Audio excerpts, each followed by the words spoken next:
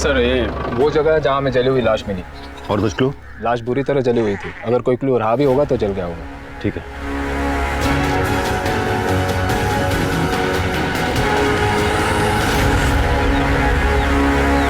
हमारे बदलते वक्त की सबसे बड़ी त्रासदी यह है कि जुर्म अब हमें चौंकाता नहीं। बंदूक की नोक पर हुई लूट, चाकू से गोद कर किसी की हत्या और अकेले देखकर किसी लड़की का बलात्कार। सुबह चाय की चुस्कियों के साथ अखबार की ये सुर्खियां हम रोज पीते हैं, इस यकीन के साथ कि हमारे साथ ऐसा कभी कुछ नहीं होगा।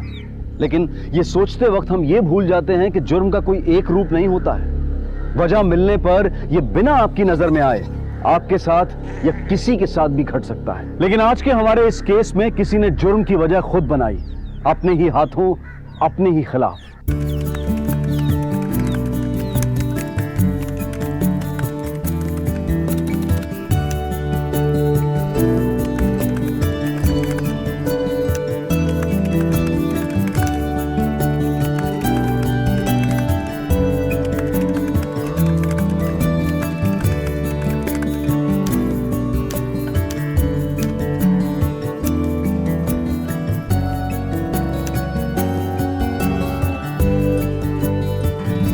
ये देखिए, बॉडी लगभग 60% जल चुकी थी, इसलिए इस पर किसी तरीके का मार्क या निशान मौजूद नहीं है जिससे बॉडी की शिनाख्त हो पाए। पोस्टमार्टम से हमें सिर्फ इतना पता चला है कि ये बॉडी किसी पुरुष की है और उसकी उम्र 45 से 48 साल के बीच में होगी। मर्डर किस चीज से हुआ है? किसी भारी चीज से, जैसे लकड़ी का कोई मोटा डंडा या फिर लोहे की रॉड से कई बार वार करके मारा गया और उसके बाद बॉडी पर डीजल डालकर उसे जला दिया गया। सर, पोस्टमार्टम के दौरान एक बात और सामने आई है कि मरने वाले के हिप में एक आर्टिफिशियल हिप जॉइंट था। बेसिकली ओरिजिनल हिप जॉइंट जब फ्रैक्चर होता है तो उसके बदले मेटल का हिप जॉइंट डालकर हम रिप्लेस कर देते हैं। मतलब जो हिप जॉइंट का सीरियल नंबर है उससे हमें हॉस्पिटल का और हॉस्पिटल से इस आदमी का पता चल सकता है। बिल्कुल।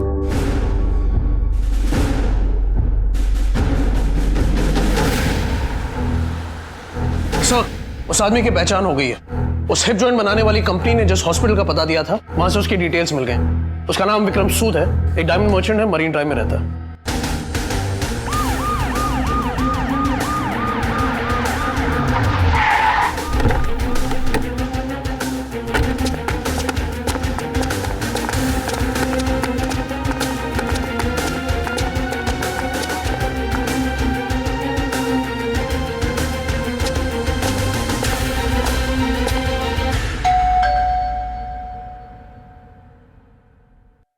पता था मुझे एक दिन यही होने वाला है। बहुत समझाया इन्हें, लेकिन ये नहीं माने।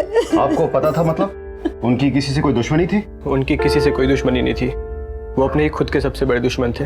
मतलब ये कि उनका बिहेवियर और उनकी लाइफस्टाइल दोनों अपनी उम्र के लोगों के जैसी नहीं थी। इस उम्र में भी अपनी आदतों को छोड़ना नहीं चाहते थे वो। यंग लड़कियों में अभी भी इंटरेस्ट था उनका। हमें उनका कमरा देखना है और उनकी एक फोटोग्राफ भी चाहिए होगी हमें। हमारा एक और फ्लैट है इसी बिल्डिंग में, 8th फ्लोर पर। डैड मोस्टली वहीं रहा करते थे, पर हमें वहां जाने की परमिशन नहीं थी। चलिए वो कमरा दिखाइए, आइए।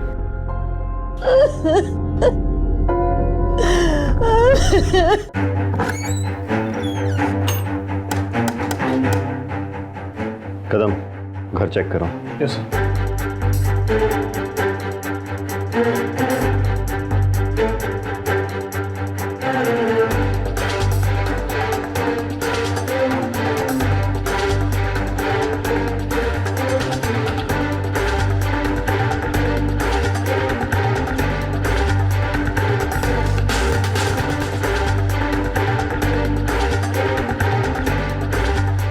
सर,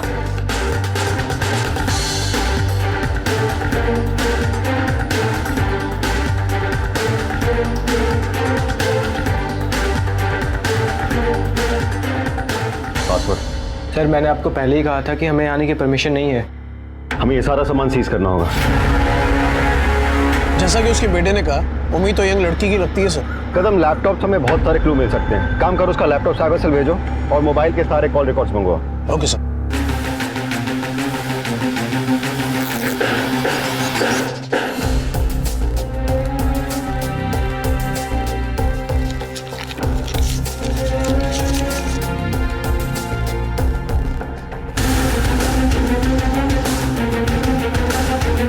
सेल की लास्ट लोकेशन वो सही है? यस सर, और सेल स्विच ऑफ होने का टाइम और मर्डर का टाइम भी मैच करता है। लैपटॉप से कुछ पता चला? जी सर।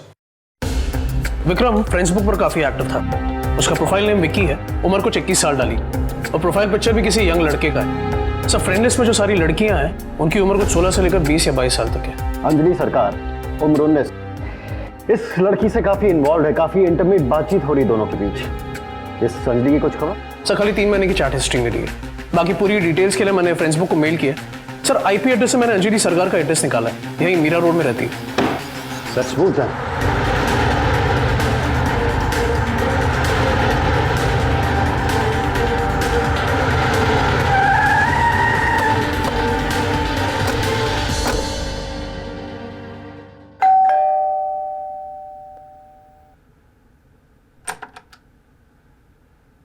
जी, हमें एक मर्डर के सिलसिले में अंजलि सरकार से बात करनी, उसे बुलाइए। मैं ही हूँ अंजलि सरकार, कहिए। आप अंजलि सरकार? नहीं सर, मैं इस आदमी को नहीं जानती। और सर, ये कोई और अंजलि सरकार भी तो हो सकती है ना? बिल्कुल हो सकती है, लेकिन इसका और आपका आईपी एड्रेस सेम नहीं हो सकता। इंटरनेट के जिस कनेक्शन के थ्रू इस अंजलि सरकार और विक्रम की चैटिंग हुआ करती थी वो अनफॉर्चुनेटली आपके नाम पर है। कदम, हमें इस अंजलि सरकार की तलाश है। सर ये तो रिया है सर, मेरी बेटी है ये। आपकी बेटी रिया? जी। कहाँ है, बुलाई उसने? मैं नहीं जानती हूँ सर। 2 दिन पहले मुझसे नाराज होकर कहीं चली गई है। मतलब आपकी बेटी भी उस दिन से गायब है जिस दिन से ये मर्डर हुआ? सर ये आप क्या कह रहे हैं? मेरी बेटी रिया है। हमें उसका कमरा देखना है। कदम चेक करो। हमें रिया और आपका लैपटॉप चाहिए। जी सर, मेरे पास कोई लैपटॉप नहीं है सर, मुझे तो यूज करना तक नहीं आता। रिया के पास है, लेकिन वो शायद लेके गई है। शायद मतलब? जब वो गई तब मैं घर पे नहीं थी, ऑफिस में थी। सर कुछ भी नहीं मिला। देखिए, अगर आपको उसका कोई कांटेक्ट या कोई इन्फॉर्मेशन मिलती है तो तुरंत पुलिस से संपर्क करिए। चलो। की बातों से तो ये लग रहा है कि कुछ नहीं जानती, लेकिन इसके बेटी के इस तरह बिना बताए चले जाने की बात को समझ में नहीं आई। पता करो और साथ ही इस माँ बेटी और विक्रम का बैकग्राउंड चेक करो। Okay sir.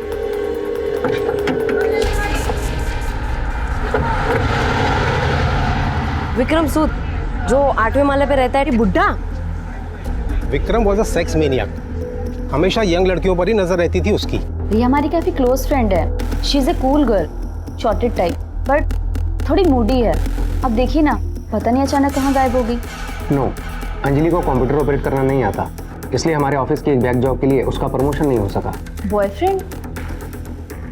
सर एक फ्रेंड है उसका, बॉबी। रिया उसके साथ काफी टाइम स्पेंड करती है और वो उसके घर भी आता जाता है। शायद वो उसका बॉयफ्रेंड हो।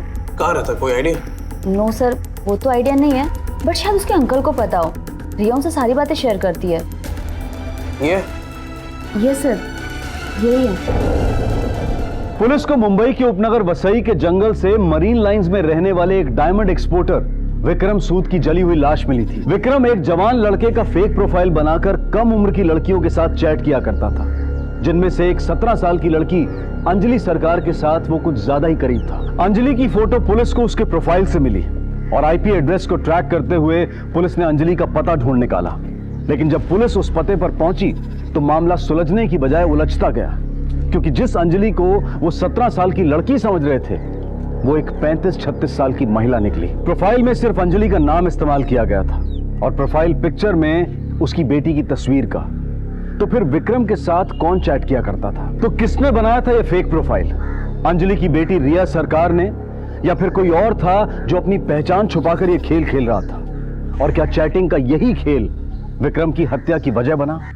सर तीनों का बैकग्राउंड चेक कर लिया, 2 इंपॉर्टेंट इन्फॉर्मेशन मिली है। एक तो ये कि अंजलि के ऑफिस के मैनेजर का कहना है कि उसे कंप्यूटर ऑपरेट नहीं करना आता, और दूसरा एक लड़के का नाम आया बॉबी, जो शायद रिया का बॉयफ्रेंड भी हो सकता है। और कुछ? हाँ सर, अंजलि की पर्सनल इन्फॉर्मेशन मिली। उसकी लव मैरिज हुई थी और लड़के के माता पिता उसे एक्सेप्ट नहीं कर रहे थे, तो वो लोग मुंबई आकर रहने लगे। फिर रिया पैदा हुई और रिया के पैदा होने के कुछ महीने बाद उसके हस्बैंड की मौत हो गई रोड एक्सीडेंट में। रिया के दादा दादी उसे लेकर जाना चाहते थे और उसे पालने की पेशकश की, तो अंजलि को मजबूरी में मानना पड़ा क्योंकि उसके पास इनकम का और कोई जरिया नहीं था अपने पति की मौत के बाद।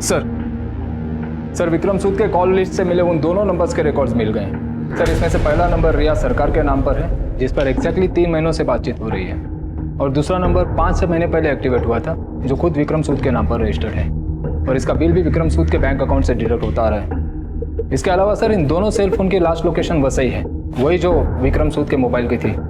कदम, इससे एक बात तो साबित हो जाती है कि विक्रम के कत्ल में इस लड़की रिया का कोई ना कोई कनेक्शन तो जरूर है, और यह भी हो सकता है कि इस पूरे मामले में कोई तीसरा भी इन्वॉल्व हो, वो आदमी जिसे विक्रम ने अपने नाम पे मोबाइल लेकर दिया, और जब कत्ल हुआ तो ये तीनों लोग एक ही एरिया में थे, हो सकता है साथ साथ या फिर अलग अलग। तो तीसरा आदमी अगर बॉबी है, हमने अंजलि से तो बॉबी के बारे में कुछ पूछा ही नहीं। कदम, अंजलि से बात करके कोई फायदा नहीं, क्योंकि जिस माँ को घर रहते ये नहीं पता कि उसकी बेटी दरवाजा बंद करके क्या कर रही है, तो उसे उसके बॉयफ्रेंड के बारे में नहीं पता होगा। वैसे कदम, हमने कोलकाता पुलिस को इन्फॉर्म किया था कि वो रिया के दादा दादी से बात करें, वहां से कुछ खबर आई क्या? जी सर, उनसे अपडेट तो आया, दादा दादी को रिया ने कांटेक्ट नहीं किया। इनफैक्ट उसके दादा को हार्ट अटैक आया तो वो हॉस्पिटलाइज थे, इसलिए वो आ नहीं पाए, पर काफी परेशान थे ये लोग रिया के। यानी रिया का गायब होना और अंजलि के मैनेजर का ये बताना कि उसे कंप्यूटर चलाना नहीं आता, इससे एक बात तो साबित हो जाती है कि रिया ने ही फेक प्रोफाइल बनाई है और चैटिंग की है, और रिया तक पहुंचने के लिए हमें बॉबी तक पहुंचना बहुत जरूरी है।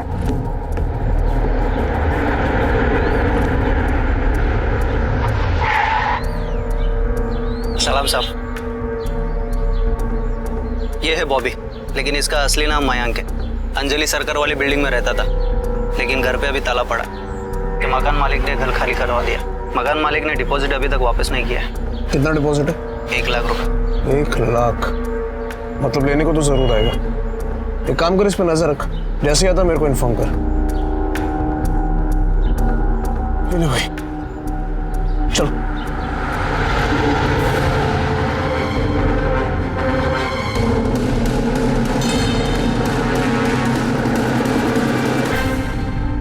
तो अब तक की जांच के बाद कहानी कुछ यूं बनती है कदम, कि विक्रम और रिया एक दूसरे से फेक प्रोफाइल के थ्रू चैट किया करते थे, फिर फोन पे बातें होने लगी और फिर मिले भी। रिया ने विक्रम की एज को नजरअंदाज करते हुए उसे एक्सेप्ट भी कर लिया, हो सकता है पैसों की वजह से।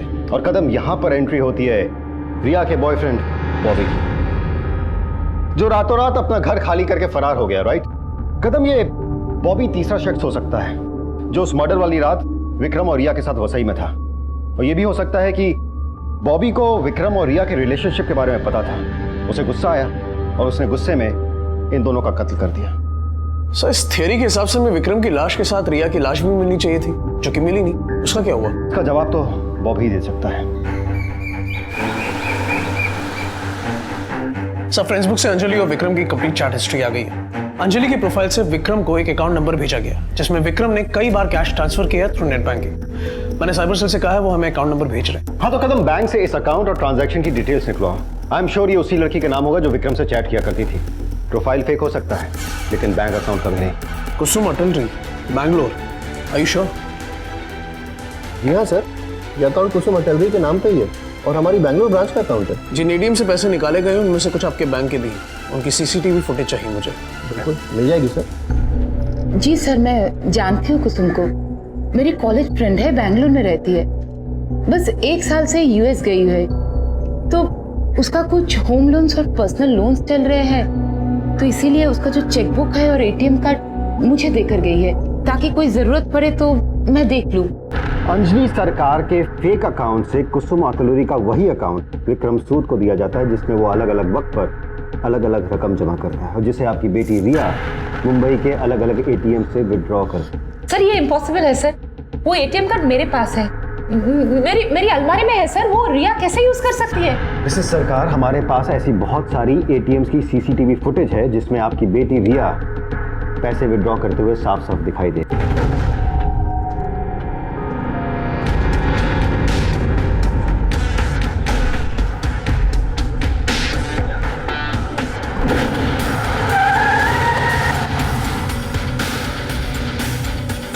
कहीं भाग रहे थे, फिर हमसे मिलना नहीं चाहते थे बॉबी? नहीं सर, मैंने कुछ नहीं किया सर। तो रातों रात फ्लैट खाली करके क्यों भाग गया था? मुझे पता चला था कि आप लोग मुझे ढूंढ रहे, मैं डर गया था। मुझे लगा जरूर आप लोगों को मेरे और रिया के मॉम के बारे में पता चल गया होगा। क्या पता चल गया होगा? सर, मेरे और अंजलि के बीच में रिलेशंस थे। मैं रिया का नहीं, अंजलि का बॉयफ्रेंड था।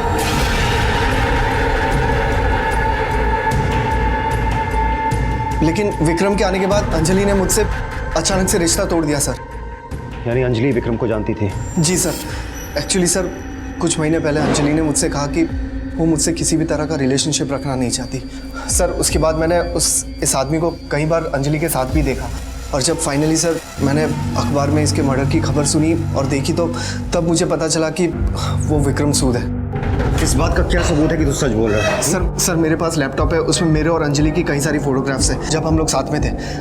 सर आपको चाहिए तो मैं आपको वो दिखा सकता हूँ। क्या लगता है सर, ये लड़का सही बोल रहा है? हो सकता है झूठ बोल रहा हो, लेकिन अगर सच कह रहा है तो हमें अंजलि पर शक करने की ठोस वजह मिलती है। कहीं अंजलि ने तो विक्रम को नहीं मारा? ये भी हो सकता है कि अंजलि ने विक्रम और रिया दोनों को ही मारा हो, लेकिन अगर रिया जिंदा है तो अंजलि को जरूर पता होगा। हाँ, लेकिन वो तो लगातार मना कर रही है, हम पता कैसे लगाएंगे?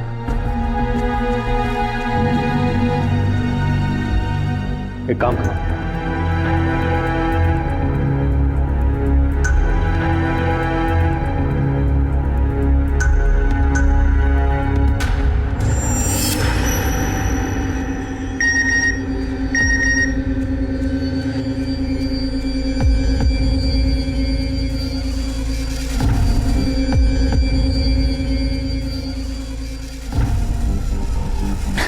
रिया ये क्या बचपना है? मैंने कहा था ना तुम्हें कि मुझे कांटेक्ट मत करना। सब इंस्पेक्टर कदम बोल रहा हूँ, दरवाजा खोलिए।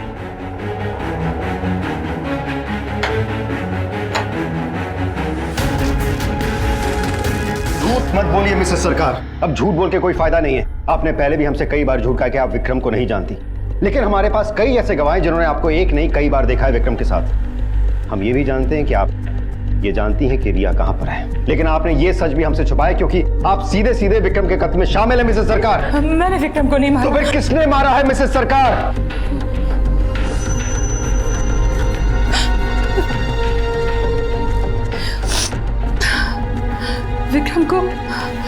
विक्रम को रिया ने मारा सर।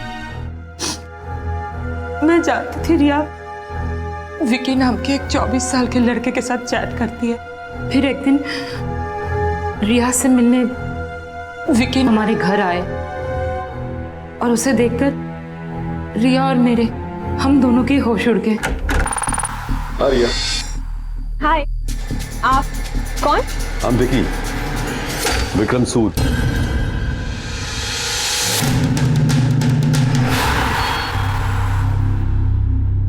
विक्रम ने धोखा दिया था सर रिया को। फिर मुझे लगा कि ये बात खत्म हो गई है, लेकिन एक दिन ऑफिस से हाफ डे लेकर जब मैं घर लौटी तो देखा विक्रम था रिया के साथ।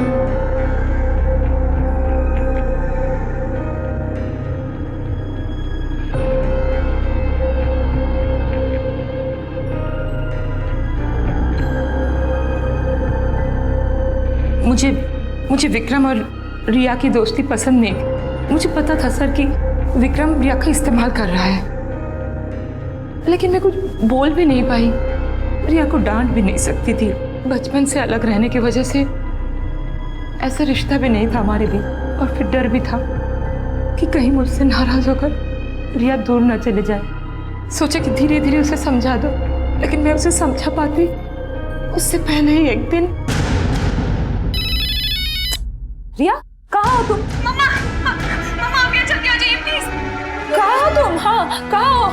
मम्मा जल्दी आ जाइए प्लीज। रिया ने मुझे बताया कि विक्रम उसे अपने फार्म हाउस वसाई में ले गए हैं और वहाँ ले जाकर उसके साथ जबरदस्ती करने की कोशिश कर। रिया अपने आप को किसी भी तरह बचा के एक कमरे में बंद कर लिया था और वहाँ से मुझे फ़ोन कर रही थी सर। मुझे फ़ोन पे उसने एड्रेस समझाया और मैं किसी भी तरह पहुँची हूँ।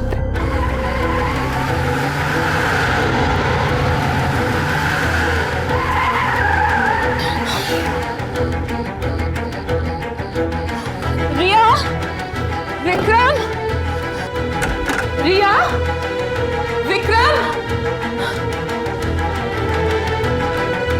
रिया, रिया, विक्रम, रिया।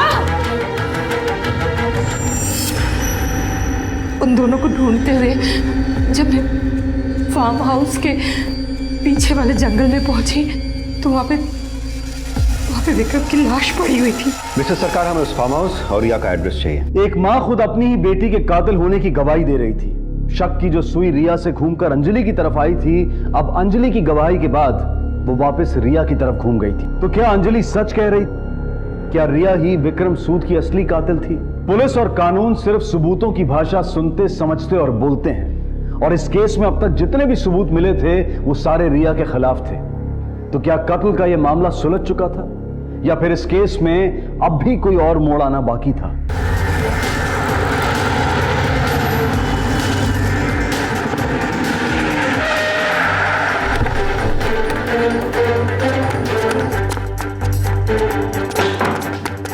कदम, पूरे घर की तलाशी करो।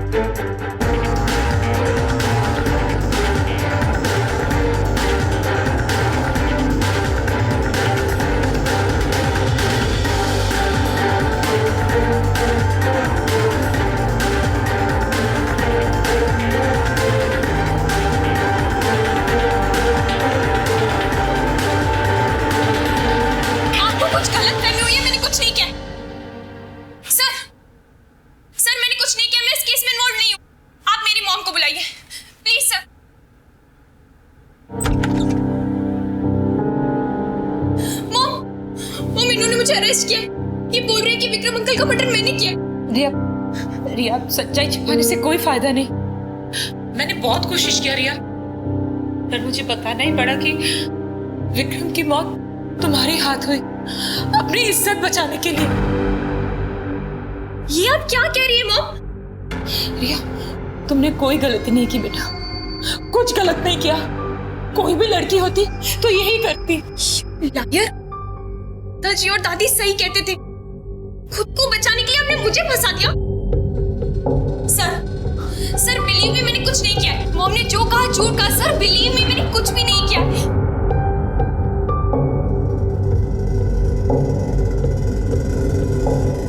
माँ और उसकी औलाद का रिश्ता इस दुनिया का सबसे मजबूत रिश्ता होता है, और अगर वो औलाद एक बेटी हो तो उस रिश्ते की मजबूती और उसकी पवित्रता और बढ़ जाती है। और यहाँ एक तरफ एक माँ थी जो अपनी बेटी को गुनहगार ठहरा रही थी, और बेटी का यह कहना था कि खून उसकी मां ने किया है, उसने नहीं। कौन सच बोल रहा था और कौन झूठ, इसका पता लगाना मुश्किल हो रहा था। लेकिन अब तक मिले सारे सबूत रिया को गुनहगार साबित कर रहे थे, और अंजलि के खिलाफ अब तक कोई सबूत नहीं मिला था। तो फिर वो कौन था जो न सिर्फ कानून को धोखा दे रहा था, बल्कि इस पवित्र रिश्ते को भी शर्मसार कर रहा था? ये देखिए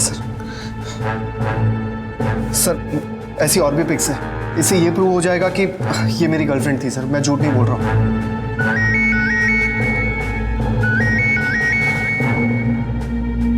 हाँ बोलो सर। जिस लैपटॉप से अंजलि या रिया विक्रम से चैटिंग कर रहे थे, साइबर सेल ने वो लोकेट कर ली। लोकेशन? धारावी।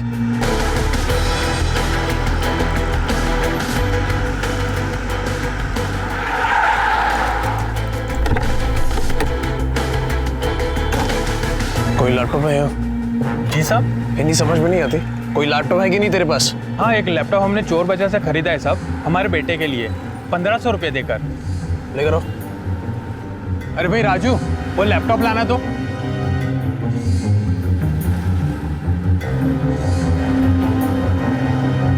सच सच बोल, कहाँ से खरीदा ये लैपटॉप हमने चोर बाजार से खरीदा है साहब, हमारे बेटे की कसम खाकर कहते हैं।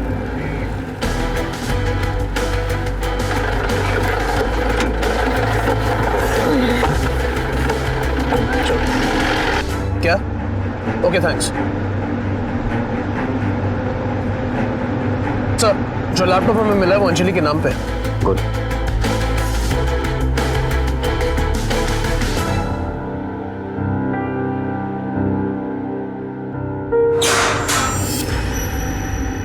ये सब क्या है सर? जी यहाँ पे क्यों रखा है आप लोगों ने? मैंने सब कुछ तो बता दिया, फिर भी क्यों? क्योंकि हमें लगता है जो सच आपने हमसे कहा था वो पूरा सच नहीं है मिसेस अंजलि सरकार। ये क्या कह रहे हैं सर? मैंने सब सच कहा है आपसे। सच नहीं कहा मिसेस सरकार, आपके हर झूठ का सबूत है हमारे पास। कैसा सबूत? अभी पता चल जाएगा। कुलकर्णी।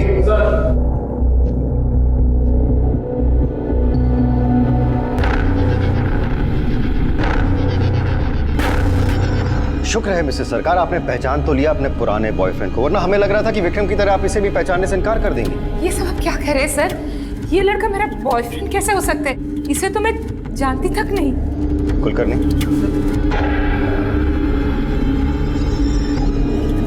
मिसेस सरकार, उम्मीद करते हैं आप खुद को तो पहचानती होंगी, अगर नहीं तो हद्दी हो जाएगी आपके भोलेपन की। वैसे बाय द वे, आपके नॉलेज के लिए बता दूं कि हमें वो लैपटॉप भी मिल गया जिससे आप विक्रम से चैट किया करती थी, और उसको मारने के बाद आपने वो लैपटॉप कहीं फेंक दिया था पकड़े जाने के डर से। ये सब झूठ है सर, मेरे पास कभी कोई लैपटॉप नहीं है। मत बोलिए मिसेस सरकार, आपने लैपटॉप खरीदा भी था, उसका इस्तेमाल भी किया था। ये रहा लैपटॉप का बिल जो आपके नाम पर है मिसेस सरकार। आपने लैपटॉप चलाना रिया से सीखा, फिर फेसबुक पर फेक प्रोफाइल बनाकर रिया की फोटो यूज करके विक्रम से चैटिंग शुरू की। विक्रम के दिए हुए मैन्युअल फोन से आपने उससे बातें शुरू की। विक्रम ने आपको पैसे देने शुरू भी किए, लेकिन आपका लालच बढ़ता गया मिसेस सरकार। जब विक्रम ने आपको पैसे देने से इनकार कर दिया, आपको गुस्सा आया और उस गुस्से में आपने विक्रम को मार दिया। नहीं सर, मैंने विक्रम को पैसों के लिए नहीं मारा।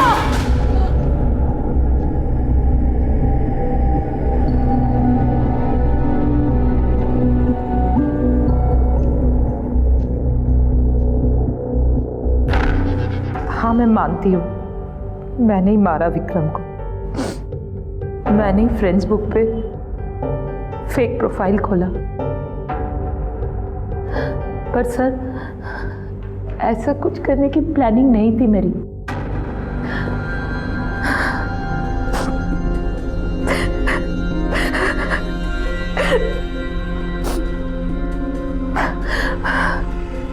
मैंने तो बस हमेशा से एक अच्छी जिंदगी जीने का सपना देखा, पर रिया के पापा के डेथ के बाद जिंदगी जीना तो दूर, काटना भी मुश्किल हो रहा था। छोटी मोटी नौकरी करते करते और खुद को संभालते संभालते जवानी कहाँ बीत जा रही थी पता ही नहीं चला।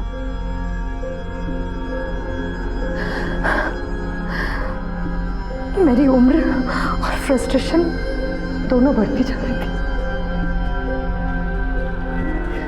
सिर्फ बॉबी नहीं सर, उससे पहले भी कई लोग आए मेरी जिंदगी में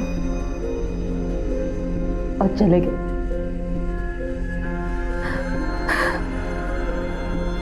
मेरी हर जरूरत के लिए, चाहे वो शरीर की हो या पैसों की, मुझे हमेशा से स्ट्रगल करना पड़ा। और इसी के बीच रिया आई कोलकाता से।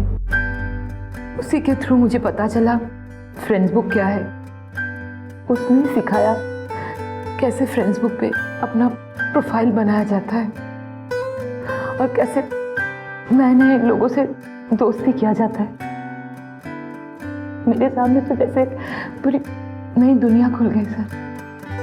हाँ, मैंने फेसबुक पर अपना प्रोफाइल बनाया और उस पर रिया की पिक्चर लगाया, क्योंकि वो यंग थी और सुंदर भी।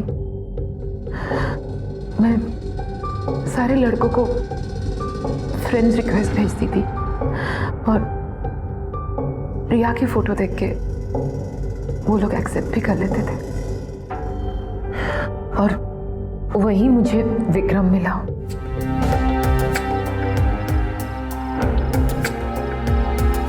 और हमारे बीच बातें होने लगी।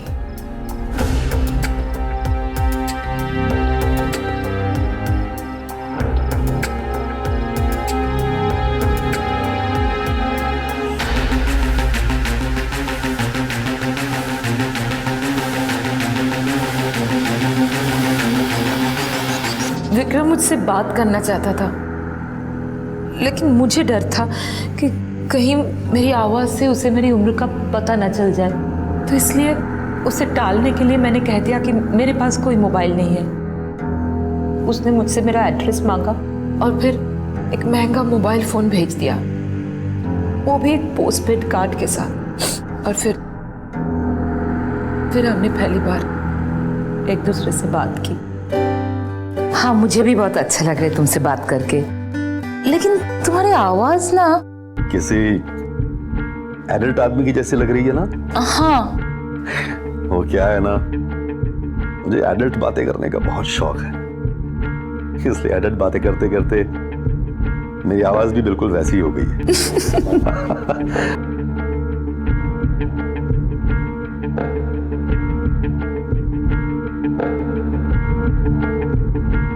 हम दोनों ही एक दूसरे को धोखा दे रहे थे और शायद इसलिए सच्चाई महसूस करने के बाद भी हमने अनदेखा कर दिया। जो चल रहा था वो ऐसे ही चलता रहा और फिर एक दिन। क्या हाल है स्वीटहार्ट? Good, okay. क्या बात है, कुछ परेशान सी लग रही हो? नथिंग।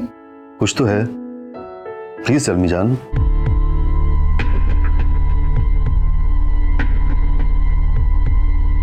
मैंने विक्रम को बताया कि मुझे 10,000 रुपयों की सख्त जरूरत है, तो वो हंसने लगा, जैसे 10,000 रुपये उसके लिए कोई मायने ही न रखते हो। मुझसे मेरा अकाउंट नंबर मांगा, तो मैंने मेरी फ्रेंड कुसुम का अकाउंट नंबर दे। ये मेरे एक फ्रेंड का अकाउंट है, कुसुम अटलरी। मेरा कोई अकाउंट नहीं है, पर तुम इसमें पैसे डालोगे ना तो मुझे मिल जाएगा।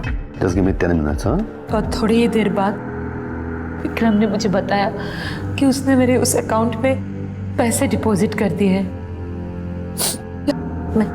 मैं जब भी पैसे मांगती थी, विक्रम उसी अकाउंट में जमा कर दिया करता था। और तुम उन पैसों से अपनी जरूरतें और अपना शौक पूरा किया करती थी। पर एटीएम फुटेज में तो रिया दिखाई दे रही। क्योंकि मैं ऑफिस जाती थी सर, ऑफिस की बस से, और बस को बीच में रुकवा कर एटीएम जाना पॉसिबल नहीं था। इसलिए तुम रिया को भेजती थी पैसे निकालने के लिए। उसके बाद क्या हुआ? विक्रम मुझसे मिलना चाहता था और मैं नहीं चाहती थी कि मैं मिलूं, पर फिर मैंने सोचा कि एक 24 साल के लड़के को मैं वो सब कुछ दे सकती हूँ जो उसे चाहिए।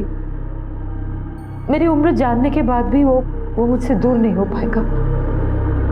और फिर मैंने एक दिन उसे अपने घर बुला लिया।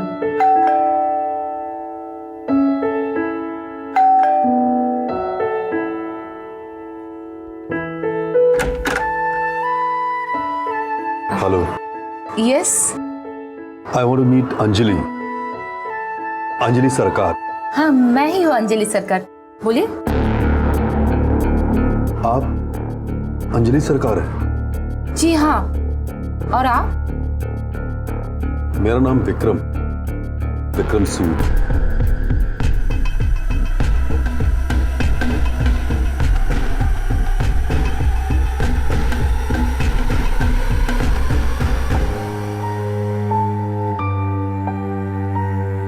चाय लीजिए ना। लीजिए।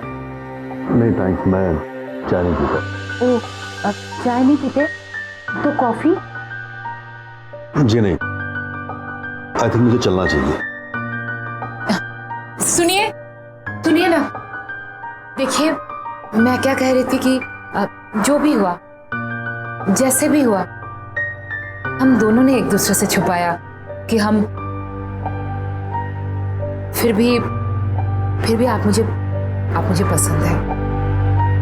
विक्रम अक्सर घर आया करता था, पर मैं नहीं चाहती थी कि वो रिया से मिले, क्योंकि फ्रेंड बुक प्रोफाइल पर रिया के फोटो देखने के बाद ही हमारे बीच ये दोस्ती शुरू हुई।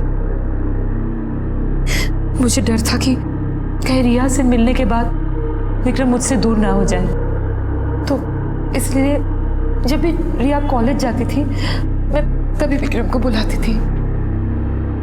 लेकिन एक दिन रिया कॉलेज से जल्दी आ गई।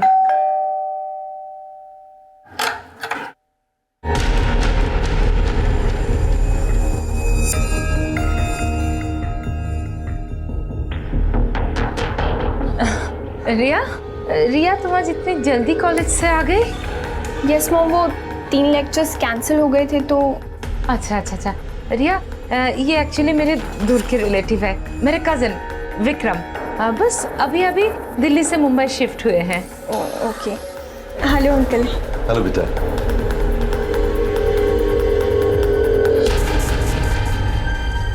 रिया तो विक्रम को अंकल ही मानती थी, ठीक वैसे ही देखती थी, लेकिन विक्रम के मन में कुछ और ही चल रहा था। और जिस बात का मुझे डर था ना, वही हुआ। विक्रम मुझसे दूर जा रहा था और रिया की तरफ खींचता जा रहा था।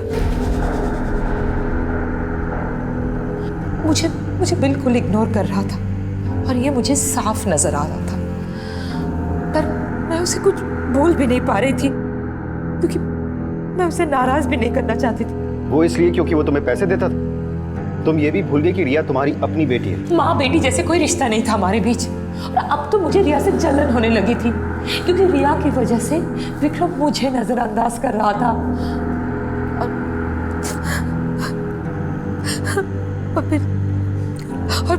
और फिर एक दिन विक्रम रिया को उसके फार्म हाउस बसाई लेके गया। मम्मा आप यहाँ जल्दी आ जाइए प्लीज। क्या हुआ? कहाँ हो तुम? कहाँ हो बताओ मुझे। Open the door. Mama please आप यहाँ जल्दी आ जाइए। हाँ मैं आ रही हूँ रिया, मैं आ रही हूँ। विक्रम रिया, विक्रम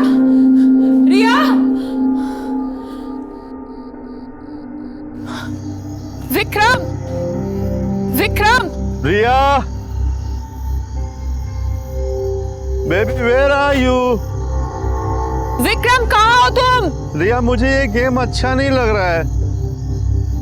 तुम बाहर आओ, हम एक नया गेम खेलेंगे। मैं सिखाऊंगा तुम्हें, ट्रस्ट मी। रिया। विक्रम कहाँ हो तुम? Baby where are you? Vikram. Riya. Vikram. टप्पा, मैंने पकड़ लिया। प्लीज मुझे छोड़ दो। मॉम, मेरी बेटी के साथ। रिया तुम गाड़ी में जाके बैठो। पर मॉम, रिया गाड़ी में जाके बैठो, जाओ। उसे मारा तूने? क्यों किया तुमने ऐसा विक्रम? व्हाई? क्या कमी थी मुझ में विक्रम जो कि तुम रिया के साथ? रुको विक्रम, रुको। कहाँ जा रहे हो तुम मुझे छोड़ के? मैंने तुम्हारे लिए क्या नहीं किया? तुमने जो चाहा वो दिया मैंने। अरे देने के लिए है ही क्या तेरे पास? अपनी शक्ल देखी आईने में, बुद्धि हो गई है तू, एकदम बुद्धि हो गई है। विक्रम! तुझे क्या लगा ये तेरे में इंटरेस्ट है? सोचा भी कैसे तूने? रिया के सामने तुझे देखेंगे कौन इडियट? बहुत हो गया विक्रम। कितना भी चिल्ला ले, पर सच यही है कि कोई भी लड़का तुझे देख के तेरे साथ दोस्ती नहीं करता है। वो रिया की फोटो देखता है और तेरे साथ दोस्ती कर लेता है, और ये सच तू भी अच्छी तरह जानती है। मैंने रिया के साथ जो कुछ भी किया, उससे ज्यादा तकलीफ मुझे इस बात की हो रही थी कि विक्रम ने मुझे छोड़कर रिया को चुना। मैं बर्दाश्त नहीं कर पा रही थी। तुमने अपने स्वार्थ के लिए एक आदमी की जान ले ली, उसका इल्जाम अपनी बेटी पे लगा दिया, उसकी जिंदगी के बारे में नहीं सोचा।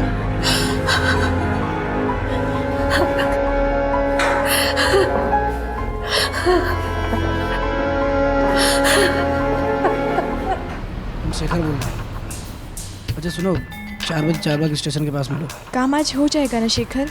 हाँ पूजा, काम हो जाएगा।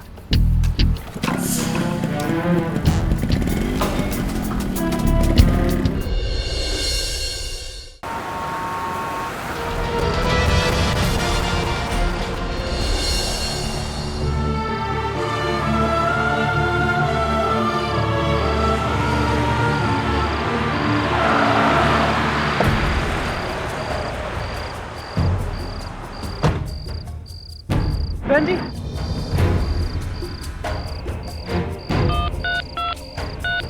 पूजा एक लड़के के साथ नौकरी की तलाश में निकली थी और रात 11 बजे लखनऊ कानपुर हाईवे पर बुरी हालत में पाई गई। लेकिन उसकी ये हालत हुई कैसे? कौन थी पूजा और कौन था शेखर? और आखिर पूजा के साथ हुआ क्या था?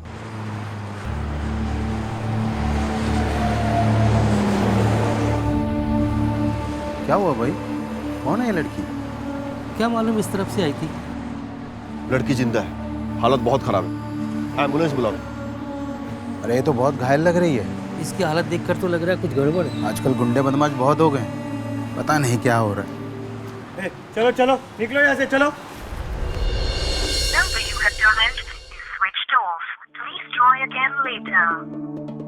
शेखर कहाँ रह गया? कुछ बता के नहीं गया क्या? माँ जी, तब से लगा रही हूँ, फोन में स्विच ऑफ आ रहा है, बहुत घबराहट हो रही है। आपके द्वारा डायल किया हुआ नंबर अभी बंद है। समझ में नहीं आ रहा, इतना देरी तो कभी नहीं करते।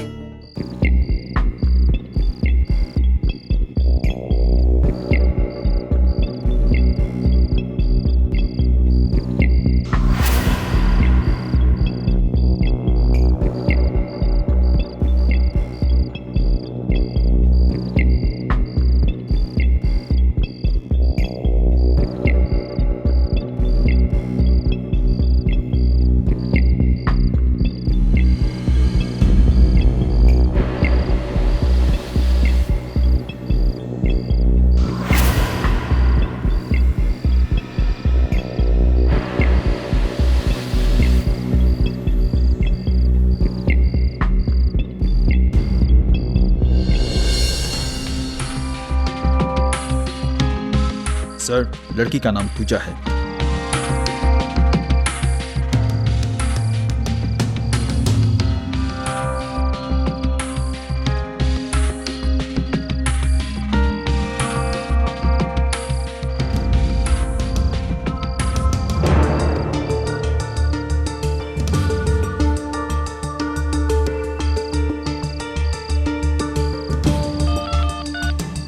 हेलो, आप पूजा की माँ बोल रही हैं?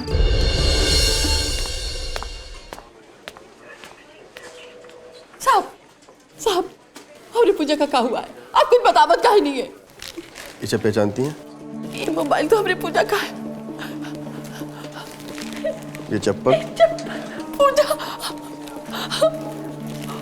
ये दुपट्टा, ये पर्स में पूजा का, और ये चश्मा। साहब ये चश्मा हमका नहीं पता। साहब हमरे पूजा का क्या हुआ है? आप शेखर को जानती हैं? नहीं साहब, शेखर का हमका नहीं पता। साहब आप कुछ छुपावत हो, बता हमारी बिटिया का क्या हुआ है? सर, लड़की के साथ रेप हुआ है और मुझे ऐसा लगता है कि गैंग रेप का मामला है। बहुत जख्मी हालत में है, बेसिक ट्रीटमेंट हमने कर दिया है।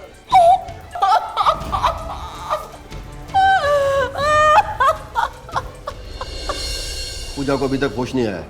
एक काम करो, घटनास्थल से जो भी चीजें बरामद हुई हैं सबकी अच्छे से जांच करवाओ। सर। और पूजा के फोन पे अंतिम कॉल किसी शेखर का आया था। इस शेखर का कच्चा चिट्ठा निकला और टेलीकॉम ऑपरेटर से। सर। और वो जो सेडेटिव मिली है, पता लगा कौन से मेडिकल स्टोर से खरीदी गई है। सर, पेशेंट को होश आ गया है। डॉक्टर साहब, बयान लेना बहुत जरूरी है। प्लीज ले लीजिए।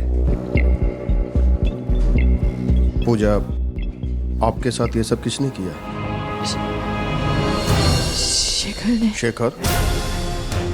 हाँ, आगे बोलिए। शेखर ने। देखिए, पेशेंट की हालत खराब हो रही है, आप लोग प्लीज बाहर जाइए। Nurse, injection.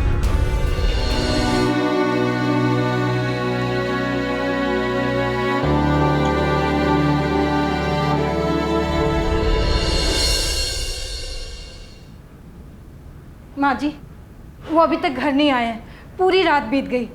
लगता है पुलिस की मदद लेनी पड़ेगी। शेखर का है? हम लोग खुद ही थाने आने वाले थे कंप्लेन लिखवाने, वो कल से घर ही नहीं आए हैं। देखिए, हमारे साथ कोई खेल मत खेलिए, फटाफट बताइए शेखर का है। अरे आप ऐसे काहे बोल रहे हैं? क्या किया हमने बेटा ने? आपके शेखर ने रेप किया है। आप लोगों को कोई गलतफहमी हुई है इंस्पेक्टर साहब, वो ये सब नहीं कर सकते। हमें कोई गलतफहमी नहीं हुई मैडम। पूजा ने खुद बयान दिया है कि ये सब उसके साथ शेखर ने किया है। आप उसका फोटो ले आइए।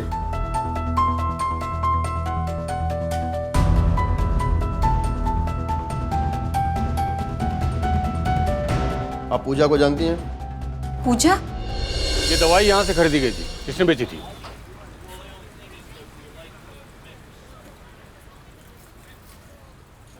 सर, ये किसी पूजा शर्मा ने ली थी। तुम थे उस टाइम यहाँ पे? सर, उस वक्त तो बबलू और शेखर थे। सर, मैं तो 3:30 बजे आया क्योंकि शेखर ने हाफ डे लिया हुआ था उस दिन। अभी कहाँ है शेखर? सर, आज तो नहीं आया वो। ये नंबर देखो, ये है उसका नंबर। हाँ, नंबर तो उसी का है। क्या हुआ सर? वो आए तो इन्फॉर्म करो। Okay sir. तुम यहाँ सिविल ड्रेस में तैनात रहना, नजर रखना, और तुम सर को इन्फॉर्म करो। ये है पूजा, ध्यान से देखिए।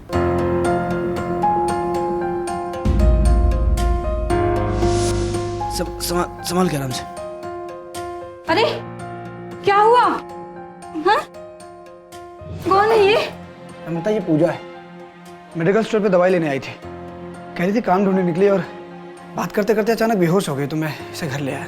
ठीक हो बेटा? ये लो पानी पियो। लो।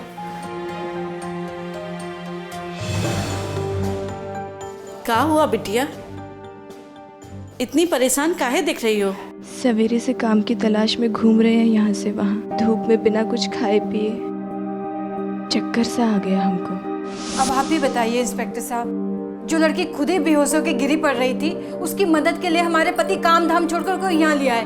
वो उसके साथ ऐसा कर सकते हैं? अगर उनके मन में कोनो खोट होता तो हमारे पास पूजा को लेकर काहे आते? हर पत्नी अपने पति के बारे में ऐसा ही सोचती है, लेकिन गुनहगार तो हमारे आपके बीच में से ही कोई निकल के आता है ना। ये आपके पति का है? हाँ, लेकिन इंस्पेक्टर साहब वो एक पारिवारिक आदमी है, वो कोनो गलत काम कर ही नहीं सकते। बस वो एक बार हमारे हाथ लग जाए, क्या सही है क्या गलत है सब पता चल जाएगा। आप केवल इतना बताइए, कल वो 3:30 बजे अपना शॉप से निकला बाइक पे, आपको बताया? नहीं। मतलब उसने आपसे ये बात छुपाई? क्या इसके पहले भी कभी उसने हाफ डे लिया है आपको बताए बिना? ऐसा तो कभी नहीं हुआ। हम खुद ही उनका फोन लगा रहे हैं, संजय से स्विच ऑफ बता रहा है। हम भी ट्राई कर रहे हैं, स्विच ऑफ है। अगर उसने कुछ किया ही नहीं है तो अंडरग्राउंड क्यों है? उसके बाइक का नंबर दीजिए। मुझे समझ में ये नहीं आ रहा है कि शेखर को जब पूजा के साथ ये कांड करना था तो उसने पूजा को अपने घर वालों से क्यों मिलवाया? कहीं ऐसा करके वो पूजा का भरोसा तो नहीं जीतना चाह रहा था? सर ये भी तो हो सकता है कि पहले उसने ऐसा ना सोचा हो, बाद में उसकी नीयत में खोट आ गई और उसने मौके का फायदा उठा लिया। ये भी हो सकता है। फिलहाल एक काम करो, एक सादे कपड़े में कांस्टेबल घर के बाहर तैनात करो, मुझे पल पल की खबर चाहिए। Yes sir.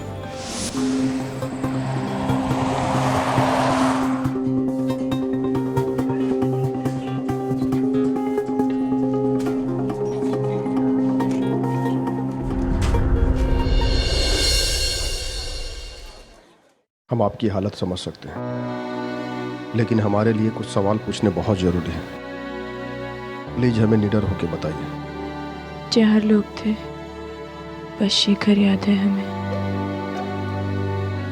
उसके साथ उसके 3 साथी भी थे, उनका चेहरा हमको याद नहीं।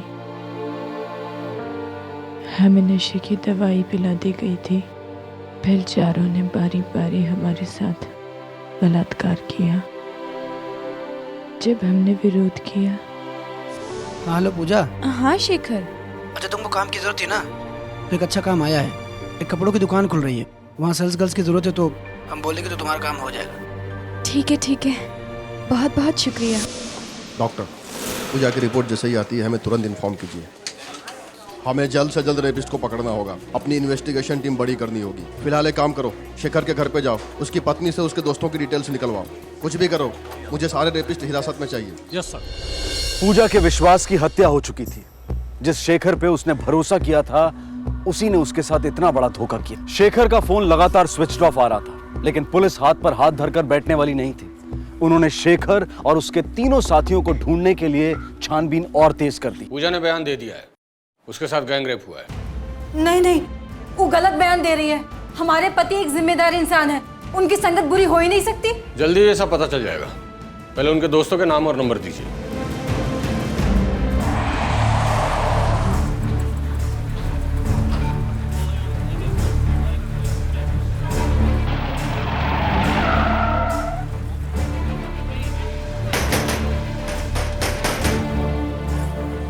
विजय।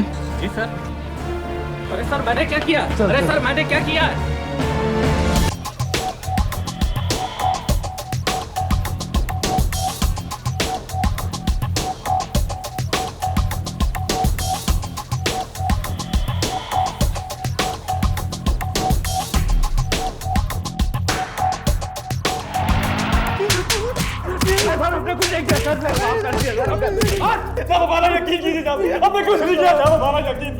साहब हम सच कह रहे हैं, उस रात नहीं थे वहाँ। ऐसे नहीं बकोगे तुम लोग, सच बुलवाना आता है हमें।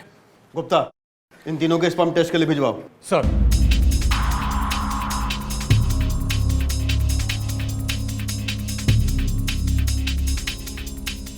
ये फोटो को और से देखो, इन दोनों को कभी देखा है? जी साहब देखा है, अभी कुछ दिन पहले यहाँ से लस्सी पी के गए। केवल ये दोनों थे कि इनके साथ इनके दोस्त भी थे? नहीं साहब, ये दोनों अकेले थे। पक्का? जी साहब। लगता है शेखर ने पूजा के लस्सी में ड्रग यहाँ मिलाया और उसके बाकी दोस्तों ने वहाँ वारदात की जगह पे उसको ज्वाइन किया।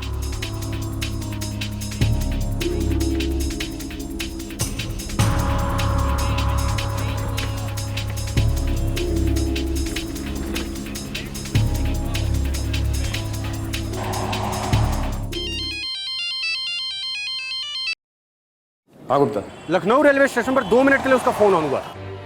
इसके पहले कि वो शहर छोड़ के भाग जाए, धार दबोचो उसको। सर, तेज चलाओ।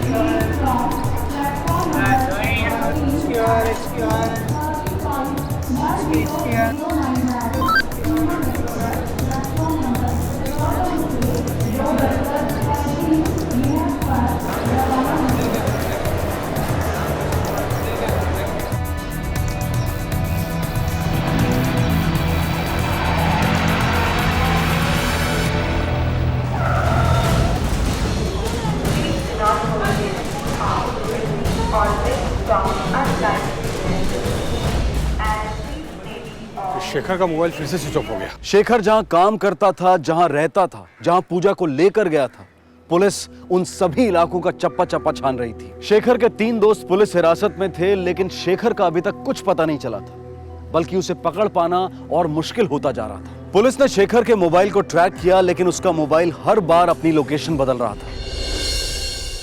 साहब, हमारे पति 3 दिन से गायब है। हमारी बात मानिए साहब। वो गायब नहीं है, अंडरग्राउंड है। अरे साहब ऐसा नहीं है साहब, वो पारिवारिक आदमी है और उनके तीनों दोस्त भी बहुत अच्छे इंसान है साहब। आप हम पे विश्वास कीजिए साहब। साहब हमारे पति के साथ कुछ गड़बड़ हो रहा है साहब। साहब उनको ढूंढने में मदद करिए साहब। उनके साथ कोनो एक्सीडेंट हो गया। आप सिर्फ अपने बारे में सोचती हैं। केवल एक बार अपने आप को उस लड़की की जगह पे रख के देखिए जिसके साथ गैंगरेप हुआ है।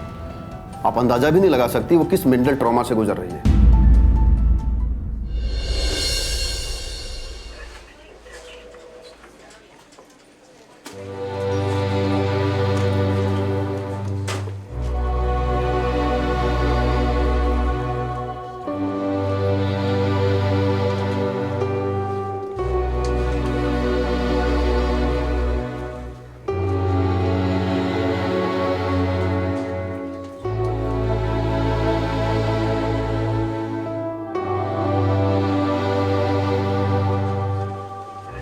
नमस्ते,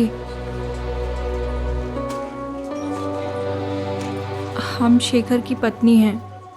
कहाँ आई हूँ यहाँ? हमारी बिटिया का तमाशा देखने आई हूँ। तुम्हारा पति इंसान नहीं, राक्षस है, राक्षस। देखो हमारी बिटिया का क्या हाल किया है। अरे कैसे रहा था उनके साथ? देखो मेरी बिटिया को, देखो।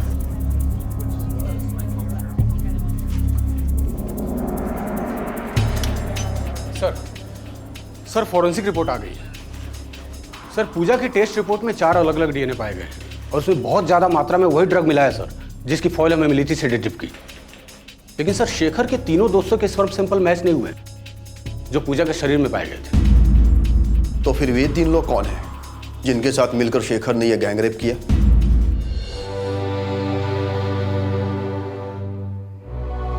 अरे बहू, हम मानत हैं वो लड़की के साथ बहुत बुरा हुआ। शेखर को हम पैदा किए हैं, उसका स्वभाव जानत है।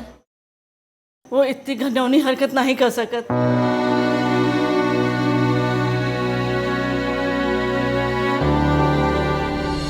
पूजा की हालत देखकर नम्रता सदमे में थी और दूसरी तरफ पुलिस हैरान थी कि फॉरेंसिक रिपोर्ट में शेखर के तीनों दोस्तों का डीएनए मैच नहीं हुआ था। पुलिस की समझ में नहीं आ रहा था कि शेखर के ये 3 नए दोस्त आखिर हैं कौन। क्या वो वाकई किसी बुरी संगत में था? अजीब दुविधा थी। ना तो शेखर का कुछ पता चल रहा था और ना ही इस केस से जुड़ी कोई और कड़ी सामने आ रही थी। 3 दिन बीत गए और फिर अचानक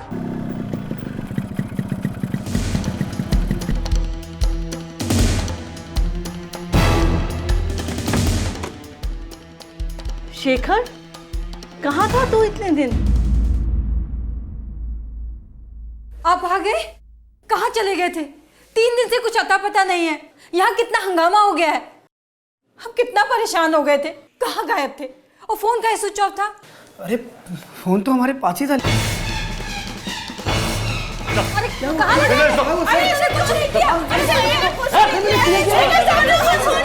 किया। कहाँ लेके जा रहे हो?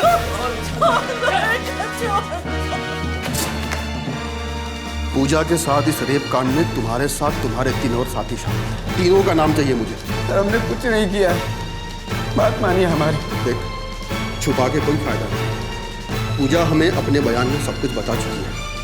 इसके पहले कि मेरा दिमाग खराब हो जाए तेरी पतीसी झाड़ दूं मैं, साफ साफ बोल दूं। सर हमने कुछ नहीं किया है, हमने किसी का रेप भी नहीं किया। और जब रेप नहीं किया तो ऐसे किसी का नाम कैसे दे दूं मैं आपको? बेटा शेखर, ज्यादा भोला मत बन। तुम्हारे भोलेपन की कहानी हम पूजा से सुन चुके हैं। हाँ शेखर। अच्छा तुमको काम की जरूरत थी ना, तो एक अच्छा काम आया है। एक कपड़ों की दुकान खुल रही है। तो लड़की को नौकरी देने का लालच देकर तुमने उसे नजदीकियां बढ़ाई? नहीं साहब, ऐसा बिल्कुल भी नहीं है। पहले फोन उसी ने किया था हमको। झूठ, बिल्कुल झूठ। पूजा तुम्हें फोन नहीं करती थी, बल्कि तुम पूजा को बार बार फोन करते थे। और उस दिन भी तूने ही पूजा को फोन किया था। अच्छा सुनो, 4 बजे चारबाग स्टेशन के पास मिलो। काम आज हो जाएगा ना शेखर? हाँ पूजा, काम हो जाएगा। हाँ साहब, मेरी बात हुई थी पूजा से उस दिन, लेकिन पूजा नहीं कहा था वो हमारे साथ आना चाहती है नौकरी के लिए। हम तो नौकरी ढूंढने जा रहे थे, लेकिन शेखर का फोन आया कि अकेले मत जाओ, हमने हाफ डे ले लिया है, साथ चलेंगे। बहुत प्यास लगी थी पूजा को साहब, उसने ढाबे पे रुकने के लिए कहा हमको, तो हम ढाबे पे लस्सी पीने के लिए रुक गए। लस्सी पीने के बाद थोड़ा चक्कर सा आने लगा, फिर कुछ याद नहीं। मतलब उसके बाद हमको याद नहीं कि क्या हुआ हमारे साथ। और जब आँख खुली तो 3 दिन बीत चुके थे। सब हमको किसी ने अगवा कर लिया था। तू क्या अरबपति है? तुम्हारा अगवा कोई क्यों करेगा? और फिरौती के लिए तो कोई कॉल नहीं आया। तुम्हें क्या लगता है कोई बेहोश आदमी उड़ते फिरता क्या यहाँ से वहाँ? तुम पूरे होशो हवास में थे, इसलिए तुम्हारा मोबाइल अलग अलग लोकेशन पे ऑन और ऑफ हो रहा था। अब ये मत कह देना कि तुम्हारा मोबाइल भी चोरी हो गया था, क्योंकि जब तुम घर पे आए तुम्हारे पास मोबाइल था। और तुम किडनैप हुए थे या तुम्हारा ड्रामा था, ये तो हम पता लगा ही लेंगे। तुम्हारी जानकारी के लिए ये बता दूं कि तुमने और तुम्हारे साथियों ने रेप के पहले पूजा को जो ड्रग दिया था, उसकी डिटेल हमें मेडिकल स्टोर से मिल चुकी है। साहब किस ड्रग्स की बात कर रहे हैं? हाँ ये सच है कि पूजा मेरे मेडिकल स्टोर पे दवा लेने आती थी, लेकिन वो डिप्रेशन की दवा लेने आती थी और उसके पास डॉक्टर की प्रिस्क्रिप्शन भी होती थी। झूठ, फिर एक झूठ। हमने पूजा की मेडिकल हिस्ट्री चेक की है और पूजा का खुद ये कहना है हमने कभी दवाइयाँ नहीं ली। सेडेटिव बोल रहे हैं ना आप? हम तो अक्सर बुखार की या सर दर्द की दवाइयाँ लेने जाते थे माँ के लिए। ये सब शेखर की प्लानिंग है सर। वही बार बार फोन करके हमको वहाँ बुलाया करता था। पूजा खुद हमसे बात करना चाहती थी, हमको बार बार मिस कॉल मारती थी और उसकी तंगी को देख के हम कॉल बैक कर लेते थे साहब उसको। और जब भी हम उसको कॉल बैक करते थे हमसे डिप्रेशन वाली ही बातें करती थी। हम कोशिश करते थे साहब हम उसकी मदद करते ताकि वो डिप्रेशन से निकल जाए। वो मेरी बहन जैसी थी साहब। क्या बताएं शेखर, घर में रुपया पैसा है ही नहीं, खाने तक का इंतज़ाम करना मुश्किल होता जा रहा है। घर में कोई बड़ा भी नहीं है जो सहारा दे दे। कभी कभी तो मन करता है अपनी जान ही दे दे। कैसी बुज़दिल वाली बात कर रही हो तुम? घर में कोई सहारा देने वाला नहीं है तो हिम्मत हार जाओगी? हम है ना, हमको बनाओ अपना बड़ा भाई। देखो पूजा, जैसे अच्छे दिन नहीं टिकते ना, तो वैसे बुरे दिन भी चले जाते हैं। एक काम करो, ये रखो तुम। अरे रखो, बड़े भाई हम तुम्हारे, और कभी भी जरूरत पड़े हमको याद करना, ठीक है? उसने हमदर्दी दिखाकर अपने जाल में फांस लिया हमें, फिर मौका देखकर गिरगिट की तरह रंग बदल लिया। साहब अब खुद सोचिए, अगर हमने रेप किया होता तो हम घर वापस क्यों आते? अपने आपको पकड़वाने। तुम घर वापस इसलिए आए ताकि तुम पे किसी का शक न जाए। बड़े ही शातिर आदमी हो तुम, और 3 दिन तक तुम छुपे हुए रहे ताकि तुम एक्सक्यूजें जमा कर सको। कोई फायदा नहीं होगा। मैं तुमसे आखिरी बार पूछता हूँ, तीनों साथियों के नाम बता दो मुझे। सर अब 1000 बार पूछेंगे तो हमारा एक ही जवाब होगा। हमने रेप नहीं किया मतलब नहीं किया है। इसके स्पर्म का टेस्ट करवाओ। सर। तू बचेगा नहीं।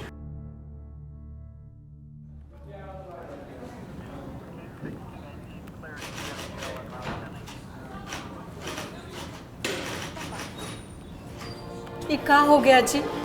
पुलिस वाले कह रहे हैं कि ये सामूहिक बलात्कार का मामला है और वो टीवी वाले भी चिल्ला चिल्ला कर यही सब बता रहे हैं। सब झूठ है लम्बो, चाहे पुलिस वाले कुछ भी कहें या ये टीवी वाले कुछ भी कहें, पर हमने कुछ नहीं किया है, हम बेकसूर हैं। वही तो, हम 10 साल से आपके साथ हैं, आँख मूंद कर विश्वास करते हैं। क्या हो गया जी? पूजा को ऐसे नहीं बोलना चाहिए था।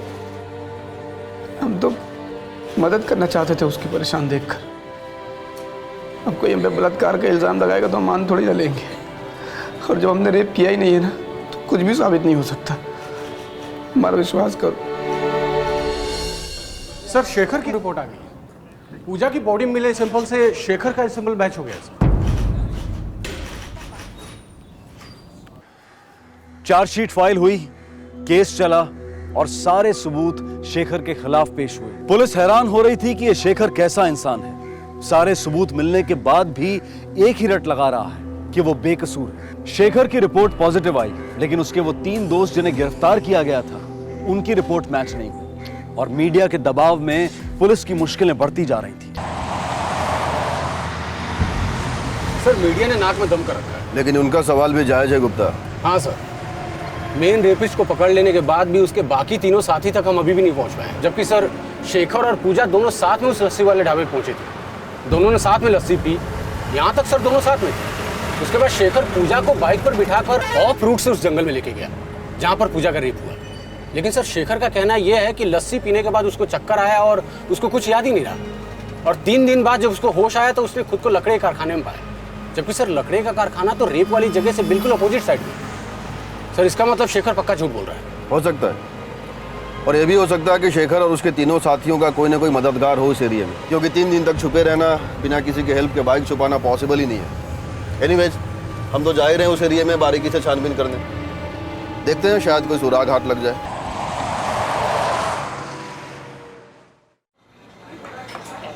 पूजा और शेखर ने लस्सी यहाँ पी थी। यहाँ से हम दोनों 2 डायरेक्शन में जाएंगे। मैं जाऊँगा इधर क्राइम स्पॉट की ओर, और तुम जाओगे इधर, क्योंकि शेखर ने इधर ही खुद को होश में आने के बाद पड़ा हुआ पाया था। ओके सर, तुम दोनों मेरे साथ आओ। चलो।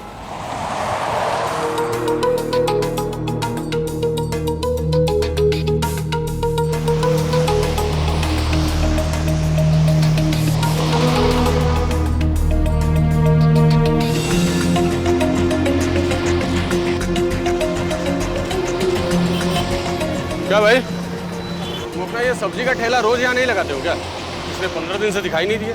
साहब बहुत चोट आ गया था, यही मारे 10-15 दिन आए नहीं हम। अच्छा, 15 दिन पहले मंगलवार को कुछ गड़बड़ हुआ था क्या? 3 बदमाश को ढूंढ रहे हैं। गड़बड़? हाँ साहब, बहुत बड़ा गड़बड़ हुआ था। देख नहीं रहे, सब तुड़ा फुड़ा के बैठे हैं, सब पी पाक के गाड़ी चलाते हैं। अब उस सफेद वाली वैन को देख लो।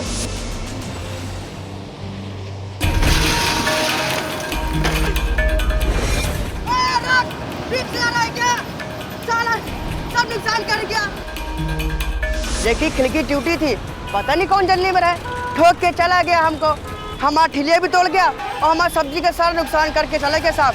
यही मारे हम कई दिन दिखाई नहीं दिए। और कुछ? और हाँ साहब, उस सफेद वाली वैन के पीछे चद्दर में कुछ रखा हुआ था। अच्छा, उस गाड़ी का नंबर याद है तुम? साहब, गाड़ी का नंबर प्लेट टूटा हुआ था और आखिरी का 2 नंबर याद है, 8 और 9। सफेद कार, टूटी हुई नंबर प्लेट, बेतहाशा भाग रहे थे, सब्जी वाले के ठेले को उड़ाया। इतनी कहानी तो हमें पता है, तो सिर्फ इतना बता दे तुम्हारे साथ था कौन कौन? साहब आप क्या बात कर रहे हैं? कौन सी गाड़ी, कौन सा साथी? सर वो सफेद कार मिल गई है, उसके मालिक का भी पता चल गया है। उसका नाम आकाश है, और आकाश ने वो गाड़ी सेकंड हैंड खरीदी थी।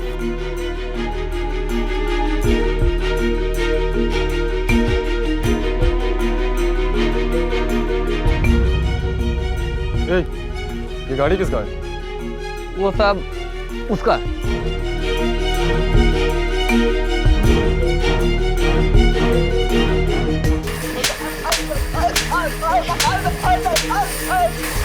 बोल तेरा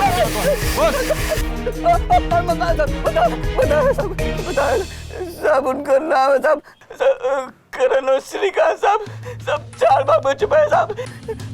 शेखर का जिस प्लान शेखर किया हुआ था हम तो बस बहकावे में आ गए थे साहब। लेके चलो इसे।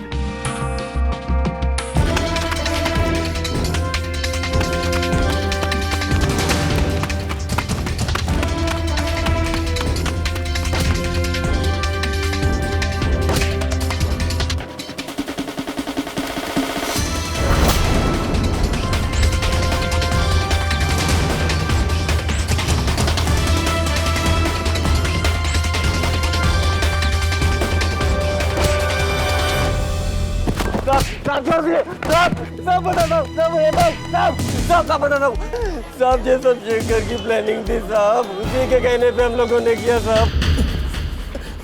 तुम्हारे तीनों साथी अपना गुनाह कबूल कर चुके हैं। अब यह साफ हो गया है कि तुम चारों ने मिलकर ही रेप किया था। उनके स्पर्म सैंपल और डीएनए मैच कर गए। तुम्हारा तो पहले ही मैच कर गया था। अब सीधे सीधे अपना गुनाह कबूल कर। साहब ये हमारे साथ सरासर गलत हो रहा है। जब हमने कोई गुनाह किया नहीं तो फिर हम कैसे कबूले? हम तुमसे कभी मिले भी नहीं, हमको जानते तक नहीं है साहब।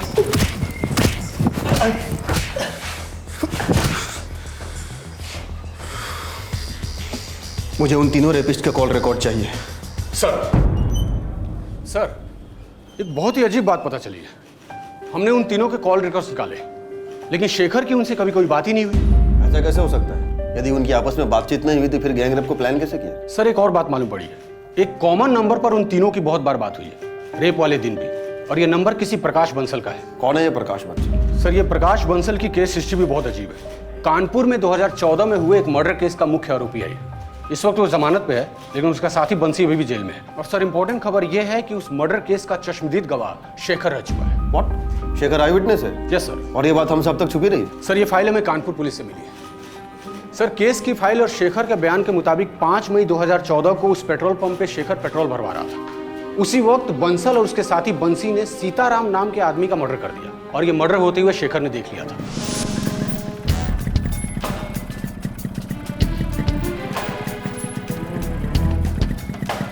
अरे भैया कौन है? अरे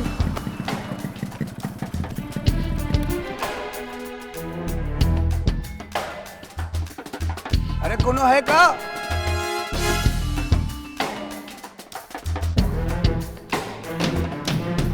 भाई जी अम्मा कसम गलती हो गई, आइंदा कभी नहीं करेगा भाई जी। भाई जी नहीं करेगा भाई जी।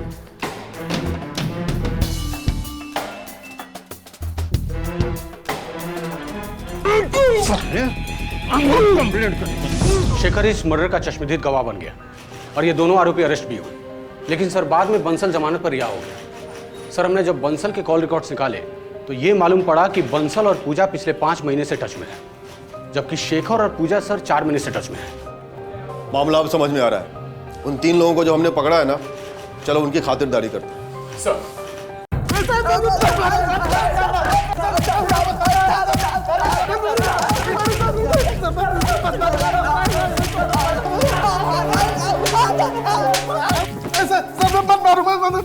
गलती हो गई साहब, सब गलती हो गई साहब।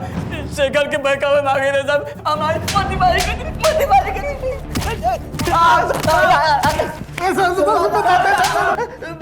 मारी मत साहब, मारिए उसे, बताते सब कुछ सच बताते साहब।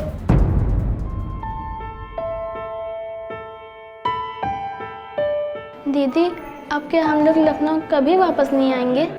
क्या करेंगे यहाँ पर आकर? सब कुछ तो लूट लिया इस लखनऊ ने। हंसी खुशी, सुख चैन, इज्जत, सब कुछ। लेकिन हम मुंबई जाएंगे तो रहेंगे कहाँ? काम क्या करोगी आप? हमको वहाँ पर एक काम मिल गया है।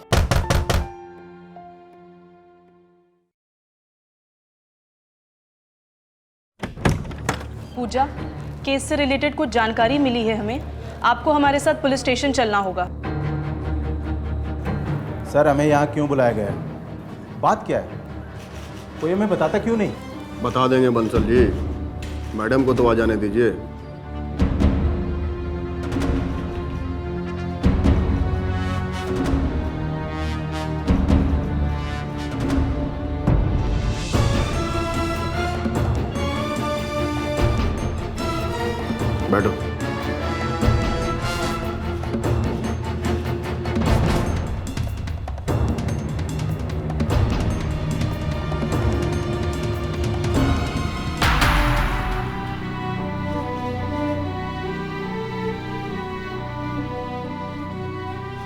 आप इनको जानते हैं? जी नहीं। पूजा, आप इनको जानती हो? नहीं सर। सर ये दोनों तो एक दूसरे को बिल्कुल नहीं जानते। लेकिन हम कुछ जानते हैं। ये रहे आपके कॉल रिकॉर्ड्स और ये रहे आपके कॉल रिकॉर्ड्स। आप दोनों पिछले 5 महीने से एक दूसरे से लगातार बातचीत कर रहे थे। इतना ही नहीं, वे तीनों लड़के जिनके स्पर्म सैंपल पूजा की रिपोर्ट से मैच हुए हैं, आप उनसे पिछले 4 महीने से टच में हो। और ये है हमारे लिए हुकुम का इक्का, आपके कानपुर मर्डर केस की हिस्ट्री फाइल। वही सीताराम मर्डर केस। इस केस में शेखर, जी हाँ वही शेखर जिसने पूजा के बयान के हिसाब से पूजा के साथ बलात्कार किया है, इस केस में आई विटनेस है। और ये क्या है पता है? Blank paper. इसमें अभी तक हमने कुछ भी नहीं लिखा है, क्योंकि इसमें अब हम वो सच लिखेंगे जो तुम हमें बताओगे और अभी बताओगे। बको।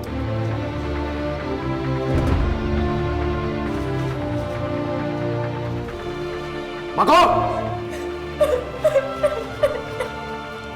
सर हम बहुत परेशान थे, क्या करें कैसे करें कि शेखर हमारे रास्ते से हट जाए। उसके चश्मदीद गवाह होने के चलते हमारा जेल जाना तय था। हमने सोचा कि शेखर को अगर किसी और केस में फंसा दिया जाए तो हमारा केस कमज़ोर हो जाएगा। गवाह होने के चलते वो अपराधी साबित होगा। अगर उस पर रेप का केस साबित हो गया तो उसका बच निकलना नामुमकिन होगा। लेकिन समस्या ये थी कि इस काम के लिए लड़की कहाँ से मिली जो अपनी ज़रूरतों के लिए हमारे लिए काम करती। बंसी पूजा को जानता था, वो इसके टच में था और इसकी बदहाली उससे छिपी नहीं थी। इसीलिए हम अपना प्रस्ताव लेकर पूजा के पास गए। देखो पूजा,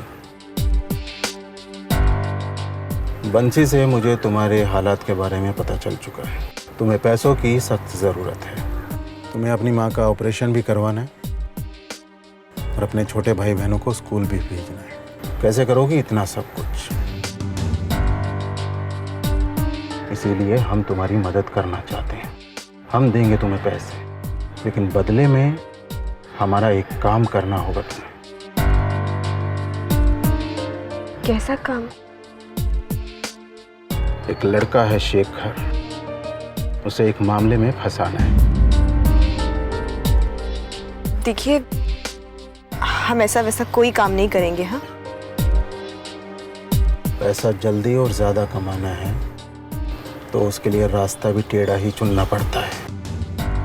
हमारी बात मानो, शेखर को फ्रेम करो। लेकिन कैसे? तुम्हारा रेप होगा। ये कैसी बातें कर रहे हैं आप? सही कह रहे हैं हम। इसके लिए तुम्हें बहुत पैसे मिलेंगे और इसके बाद तुम्हें पुलिस में जाके कहना होगा कि शेखर और उसके दोस्तों ने तुम्हारे साथ रेप किया है। शेखर और उसके दोस्त? मतलब तुम्हारा गैंग रेप होगा। 3 लोग होंगे, वो तुम्हें मारेंगे पीटेंगे। एकदम असली लगना चाहिए, चोट के निशान भी असली। ये कैसी बातें कर रहे हैं आप? नहीं, हमसे नहीं होगा ये सब। Gang rape? आप ऐसा सोच भी कैसे सकते हैं? इसके तुम्हें 20 लाख रुपए मिलेंगे।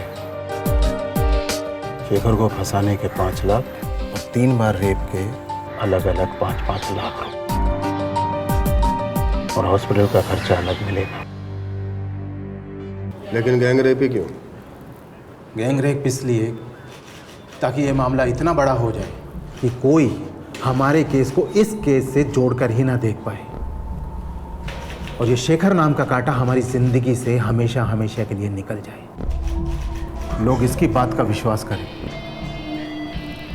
प्लान के मुताबिक पूजा ने शेखर की हमदर्दी बटोर ली थी, जो कि उसको फ्रेम करने के लिए ज़रूरी था। और फिर तुमने पूजा को डॉक्टर की फॉल्स स्लिप दी जिसमें ये सेडेटिव सजेस्ट की गई थी, और उसके बाद पूजा ये सेडेटिव शेखर की दुकान से खरीदने लगी ताकि शेखर फंस जाए और पुलिस की गिरफ्त में आ जाए। और तुम्हारे ही कहने पे उस दिन ढाबे पे पूजा ने शेखर की लस्सी में सेडेटिव मिलाई।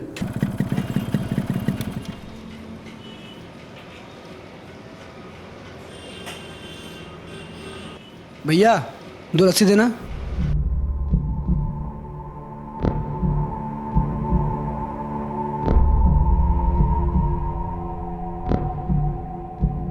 हम जरा हाथ धुल के आते हैं।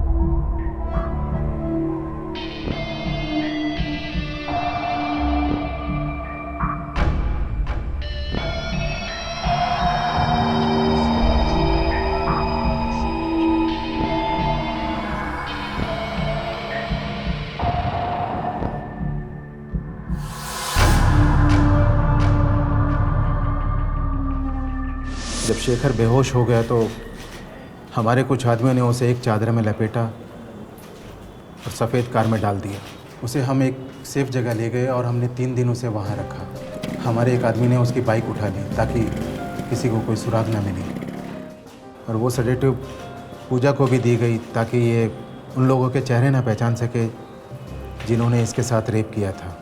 गैंग रेप के बाद आकाश ने हमें इन्फॉर्म किया। हम हाईवे से सिर्फ इसलिए गुजर रहे थे ताकि हम ये देख सकें कि पूजा को ठीक से अस्पताल पहुंचाया जा रहा है या नहीं, और हमारे आदमियों ने पुलिस को इन्फॉर्म किया था, और हमारे आदमी शेखर का फ़ोन लेकर एक जगह से दूसरी जगह जा रहे थे ताकि पुलिस को डाइवर्ट कर सके।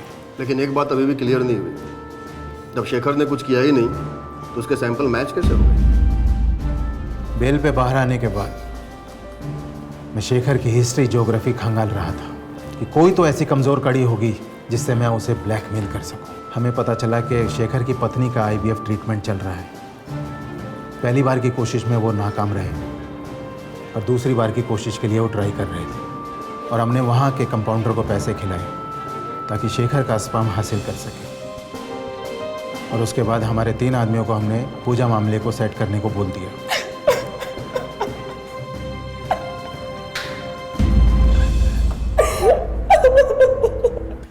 शेखर बेकसूर साबित हुआ, बंसल को गिरफ्तार कर लिया गया, और बाद में शेखर ने चश्मदीद गवाह के रूप में बंसी और बंसल के खिलाफ अपना बयान दिया और उन दोनों को सीताराम की हत्या के जुर्म में आजीवन कारावास के लिए भेज दिया गया। पूजा को भी गिरफ्तार किया गया और उसे षड्यंत्र और पुलिस को गुमराह करने के लिए बुक किया गया। पूजा चाहती थी कि वो कुछ पैसा बना ले ताकि वो अपने भाई बहन और अपनी माँ को एक बेहतर जिंदगी दे सके। लेकिन क्या ये सही रास्ता था पैसा कमाने के लिए, जहां उसे अपना बलात्कार करवाना पड़ा और एक निर्दोष को फंसाकर उसे गुनहगार साबित करना पड़ा। पर अब इस शॉर्टकट की कोशिश में पूजा एक ऐसी जगह आ खड़ी हुई थी जहां उसके लिए सिर्फ अफसोस किया जा सकता था। और सबसे शर्मनाक बात तो यह है कि जो कानून औरतों को मजबूत करने के लिए बना है, पूजा उसी कानून का दुरुपयोग कर रही थी। ये एक बेहद शर्मनाक वाकया है। आपसे फिर मुलाकात होगी अगले एपिसोड में एक और नए केस के साथ।